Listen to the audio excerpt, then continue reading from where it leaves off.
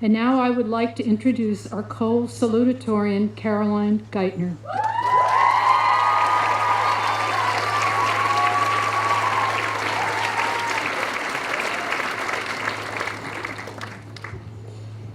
Good afternoon, Mrs. Tennyson, Mrs. Hayes, Dr. Dresden, Mrs. Collins, trustees, faculty, parents, friends, and the graduating class of 2016.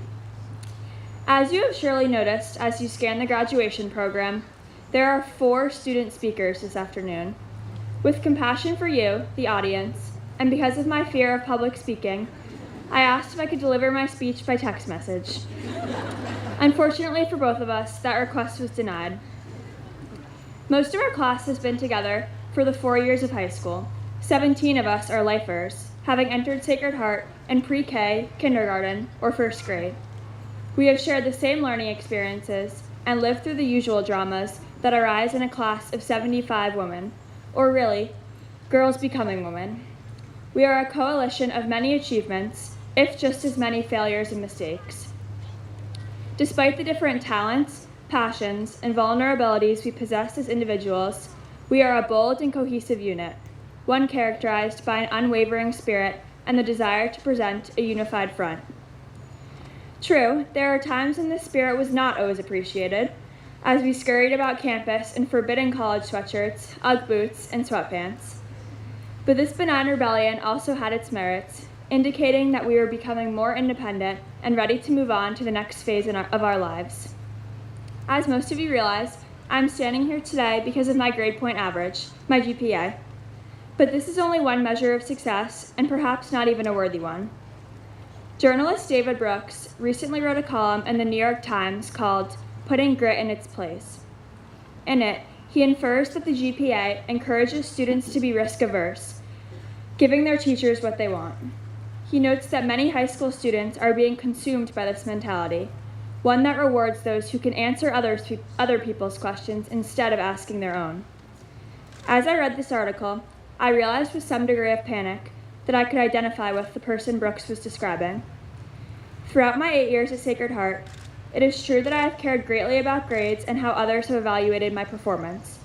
On the positive side, this mentality led me to work diligently at subjects outside of my comfort zone. It forced me to be disciplined and decisive.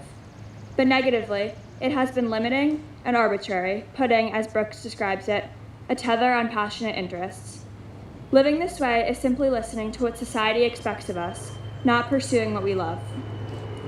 All of us on the stage this afternoon have been influenced at some point by this GPA mentality, especially during the college admissions process, as we tried to reach an unrealistic standard of perfection.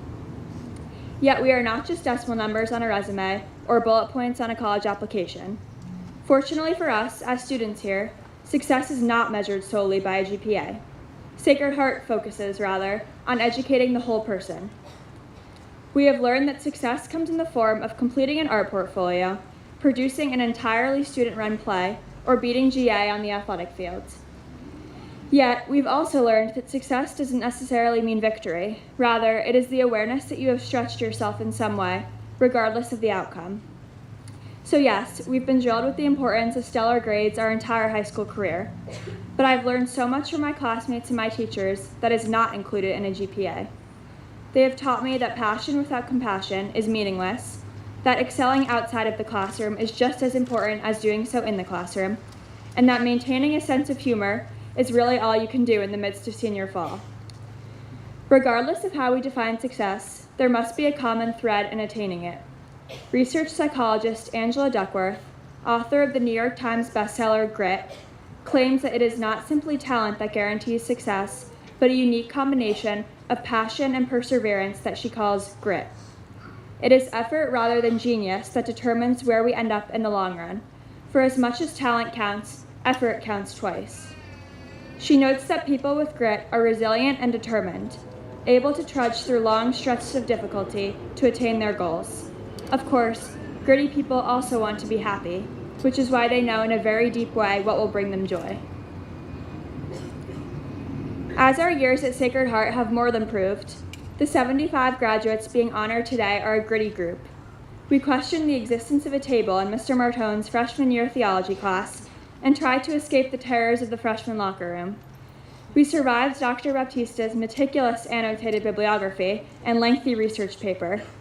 We somehow endured a year of standardized testing, slaving away over endless practice tests and vocabulary words.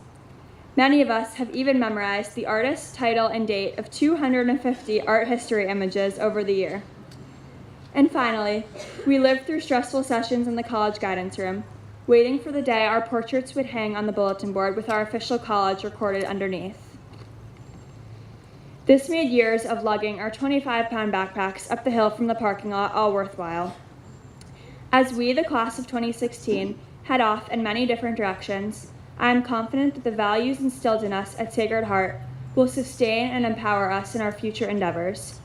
We thank our parents, the faculty and administration, and all those who have encouraged us to pursue our passions, to persevere in following them, and to believe deeply in the virtues that epitomize a Sacred Heart education.